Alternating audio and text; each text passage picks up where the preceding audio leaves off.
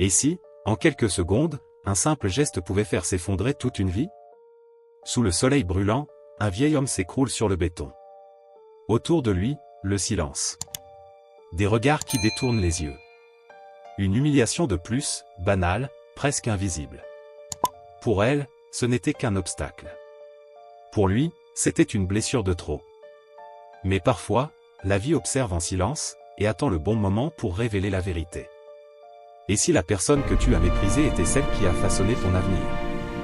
Cette histoire n'est pas seulement celle d'une chute, mais celle d'un réveil. Une histoire de pouvoir, de honte, de responsabilité, et de dignité.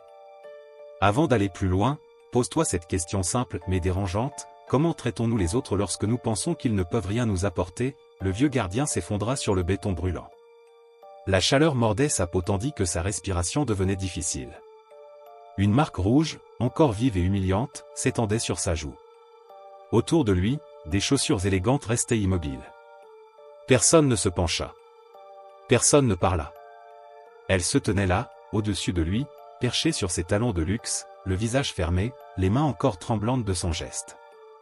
Pour elle, il n'était qu'un obstacle sans importance. Un SUV noir de luxe s'arrêta brusquement. Le moteur s'éteignit. La portière s'ouvrit. Un homme puissant descendit, puis se figea. Son regard se posa sur le corps brisé près du portail, et son souffle se coupa. À cet instant, une vérité éclata dans l'air, lourde et inévitable: et si l'homme que tu as humilié était celui qui a façonné ton avenir? Vanessa Okori avait toujours cru que la vie récompensait l'assurance. Pour elle, être confiante signifiait parler la première, avancer sans hésiter et ne jamais s'excuser, surtout pas auprès de ceux que la société ignorait. Elle avait grandi dans un quartier modeste, observant sa mère supplier dans des bureaux sans jamais l'être entendue. Elle s'était juré de ne jamais vivre ainsi. À 29 ans, elle avait tenu sa promesse. Élégante, sûre d'elle, elle avançait comme si chaque lieu lui appartenait. Ce matin-là, elle se présenta aux grilles d'Emerald Crest Residence, l'un des domaines les plus prestigieux de la ville. Elle était fiancée à Ethan Edawal, un homme respecté, brillant, à la tête d'entreprises prospères à travers l'Afrique de l'Ouest. Son nom ouvrait toutes les portes. Pourtant, un détail intriguait Vanessa: Ethan ne parlait jamais de sa famille. Ce matin-là, déjà irritée par plusieurs contretemps, Vanessa réalisa qu'elle avait oublié sa carte d'accès. Le gardien, un homme âgé nommé Kola, lui demanda calmement de confirmer son identité avant d'ouvrir le portail. Malgré son ton respectueux, Vanessa se sentit publiquement remise en question. L'attente, la chaleur et les regards des autres résidents firent monter sa frustration. Kola resta ferme, poli, fidèle aux règles. Lorsqu'il refusa une dernière fois d'ouvrir le portail sans autorisation, quelque chose céda en Vanessa. Un geste irréfléchi, rapide, retentit. Kola perdit l'équilibre et s'effondra lourdement. Le silence qui suivit fut glaçant. Personne n'intervint. Vanessa, troublée mais fière, quitta les lieux sans se retourner. Quelques heures plus tard, Ethan reçut un message alarmant à l'hôpital: gardien admis après une agression. Son cœur se serra. Lorsqu'il entra dans la chambre, il reconnut immédiatement l'homme allongé sur le lit. Kola. Son père. Celui qui l'avait élevé avec dignité malgré la pauvreté, qui avait sacrifié sa présence pour lui offrir un avenir meilleur. Les souvenirs refirent surface, les mains fatiguées, les paroles pleines de sagesse, les sacrifices silencieux. Ethan comprit alors le prix de son silence et de son détachement du passé. Pendant ce temps, Vanessa racontait sa matinée avec légèreté, sans imaginer que son geste avait ébranlé les fondations mêmes de sa vie. À mesure que l'enquête avançait, les regards changeaient, les murmures se propageaient. Ethan, calme mais déterminé, choisit de ne rien cacher. Il ne cherchait ni vengeance ni humiliation, seulement la vérité. Il savait que Vanessa devrait faire face à ses actes, non par colère, mais par responsabilité. À l'hôpital, Kola s'endormit enfin paisiblement. Et loin de là, Vanessa, encore inconsciente de ce qui l'attendait, ignorait que le monde qu'elle avait soigneusement construit commençait déjà à vaciller. Elle avançait dans le couloir de l'hôpital, chaque pas lui paraissant plus lourd que le précédent, ses talons résonnant trop fort sur le sol lustré. Elle s'était habillée avec soin, des couleurs douces, peu de bijoux, l'image parfaite d'une partenaire attentive et compatissante, mais rien ne parvenait à apaiser l'angoisse qui lui serrait la poitrine. Ethan était déjà là, immobile près de la fenêtre, les mains dans les poches, le regard perdu à l'extérieur. Il ne se retourna pas lorsqu'elle s'approcha. Lorsqu'elle lui demanda s'il voulait la voir, il se contenta de répondre brièvement et la conduisit sans explication jusqu'à une chambre. En lisant le nom sur la porte, Vanessa sentit son cœur se serrer. À l'intérieur, un homme âgé était allongé sur le lit, le visage encore marqué par des blessures en train de guérir. La reconnaissance la frappa de plein fouet, c'était l'homme qu'elle avait frappé. Lorsqu'Ethan révéla que cet homme était son père, le monde de Vanessa s'effondra. Le silence devint pesant, chargé de vérité et de honte. Elle tenta de s'expliquer, de s'excuser, affirmant qu'elle avait agi sous le coup de la colère, mais les mots semblaient insuffisants face à la gravité de ses actes. Ethan resta calme et ferme, rappelant que la colère ne justifie jamais la violence et que ce qui comptait désormais était la responsabilité. Une enquête était en cours, des images existaient, et il refusa d'user de son pouvoir pour effacer la vérité. Leur avenir, dit-il, dépendait de ce qu'il choisissait d'être.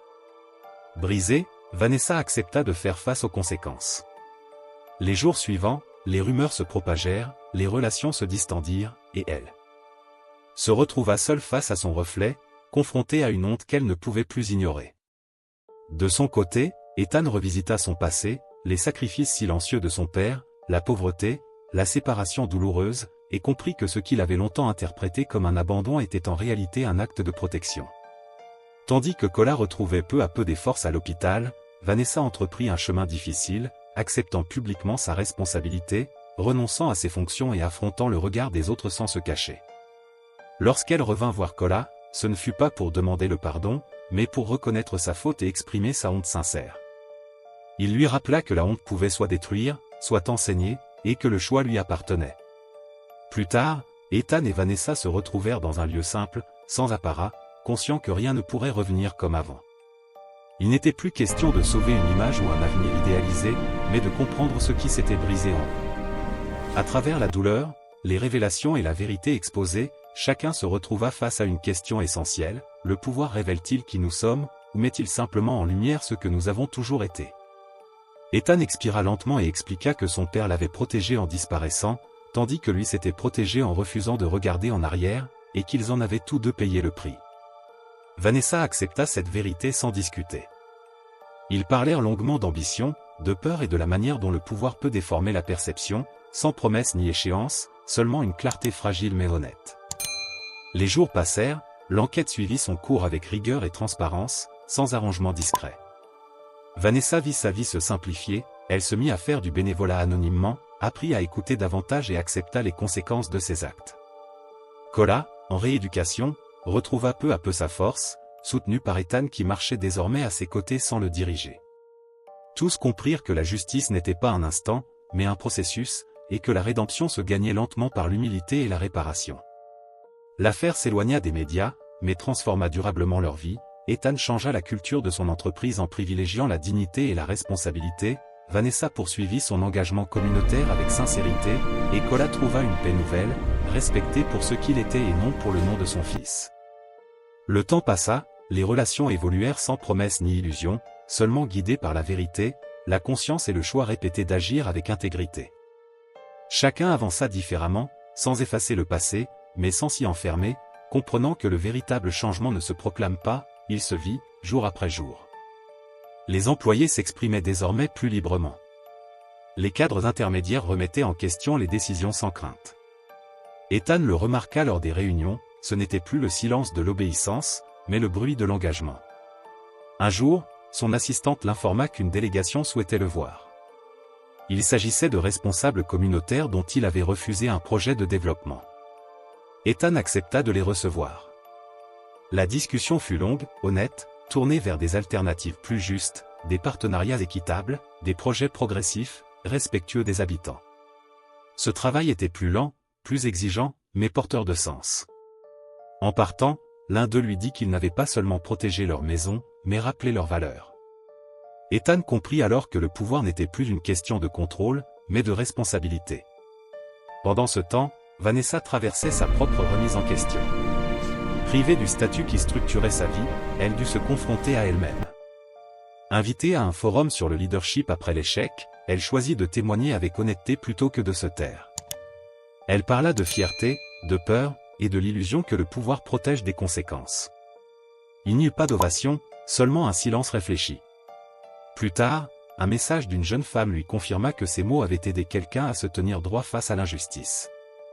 Pour la première fois, Vanessa sentit que son histoire avait un sens. Kola, de son côté, s'investissait comme mentor dans un centre communautaire. Il parlait de discipline, de patience et de respect de soi, sans amertume. Il expliquait que le pardon commence lorsque l'on cesse de laisser les actes des autres définir notre paix intérieure. Ethan, observant son père, comprit que choisir la dignité ne fait rien perdre, mais donne une voix. Peu à peu, les relations évoluèrent. Ethan reconstruisait son entreprise sur des bases éthiques. Vanessa se reconstruisait elle-même, plus lentement, mais avec sincérité. Ils choisirent d'avancer sans faux-semblants, sans promesses faciles, guidés par la vérité plutôt que par le confort. Ethan refusa les compromis douteux, visita les communautés qu'il avait autrefois ignorées, et comprit qu'il n'avait plus besoin d'être perçu comme « bon », mais comme fiable. Vanessa accepta un nouveau rôle, discret mais exigeant, axé sur l'éthique et la responsabilité. Ce n'était pas une rédemption spectaculaire, mais un travail réel. Kola participa à une cérémonie sobre, rappelant que la dignité ne dépend ni des uniformes ni du statut, mais des actes. Aucun applaudissement, seulement une reconnaissance silencieuse. Finalement, Ethan prit une décision majeure, se retirer de la direction quotidienne de son entreprise pour créer un système qui reste humain même sans lui. Ce n'était pas une fuite, mais une forme de leadership. Sa vie devenait plus large que son titre. Les mois passèrent. Les trois se retrouvèrent un soir, observant la ville depuis un balcon. Ils ne cherchaient plus à effacer le passé, mais à ne pas en être prisonniers. Ils comprirent que la rédemption ne se proclame pas, elle se prouve chaque jour, dans les choix discrets, quand personne ne regarde. Cette histoire nous rappelle que la dignité n'est pas liée au statut, à la richesse ou au pouvoir. Elle se révèle dans la manière dont nous traitons ceux que nous pensons sans importance. Un seul moment peut dévoiler des années de fierté cachée, mais aussi ouvrir la voie au changement. La responsabilité, l'humilité et la constance comptent plus que les excuses. Le pardon ne consiste pas à oublier, mais à refuser que la douleur décide de l'avenir. La question reste simple, mais essentielle, comment traitons-nous les autres lorsque nous pensons qu'ils ne peuvent rien nous apporter? Le lendemain, la ville reprit son rythme habituel. Les klaxons, les pas pressés, les visages absorbés par leurs propres urgences. Rien, en apparence, ne trahissait les transformations silencieuses à l'œuvre. Pourtant, quelque chose avait changé, non dans les rues, mais dans les regards. Vanessa arriva tôt au centre communautaire. Elle n'était plus attendue, plus annoncée. Elle s'inscrivit sous son prénom, sans titre. On lui confia des tâches simples, classer des dossiers, servir du thé, écouter. Au début, ce silence lui pesait. Puis elle comprit qu'il était nécessaire. Pour la première fois, elle n'avait rien à prouver, seulement à être présente. Un après-midi, une femme âgée s'assit face à elle. Elle parlait lentement, avec des pauses pleines de souvenirs. Vanessa ne l'interrompit pas. Elle écouta jusqu'au bout. En repartant, la femme lui serra la main et murmura. « Merci de ne pas m'avoir pressé. » Ce simple remerciement resta longtemps en elle. Plus que toutes les distinctions qu'elle avait autrefois recherchées. Ethan, de son côté, découvrait une autre solitude. Sans l'agenda saturé, sans les décisions urgentes, il dut faire face à une question qu'il avait toujours repoussée. Qui suis-je quand je ne dirige pas? Il passa plus de temps avec son père. Il marchait lentement, parfois sans parler. Kola n'essayait plus de rattraper le temps perdu. Il vivait le présent avec une paix nouvelle. Un jour, Ethan lui demanda s'il regrettait quelque chose. Kola réfléchit longuement, puis répondit. « J'ai regretté de croire que mon silence te protégerait. Mais je ne regrette pas d'avoir choisi la dignité, même quand personne ne la voyait. » Ces mots libérèrent Ethan d'un poids qu'il portait depuis l'enfance. Un soir, alors que la pluie tombait doucement sur la ville, Vanessa et Ethan se retrouvèrent par hasard devant un café modeste. Il n'y eut ni reproche ni promesse. Ils parlèrent de choses simples, des livres, des erreurs, du temps. Ils comprirent que certaines relations ne sont pas faites pour revenir en arrière, mais pour transformer ce que nous devenons ensuite. Ils se quittèrent sans tristesse. Kola continua son rôle de mentor. Il répétait souvent aux jeunes. Le respect ne commence pas quand on vous regarde, mais quand personne ne vous surveille. Et peu à peu, ces paroles faisaient leur chemin. Des mois plus tard, lors d'une réunion discrète, un jeune employé osa contredire une décision injuste. Le silence fut bref, puis suivi d'un débat réel. En sortant, il confia à un collègue.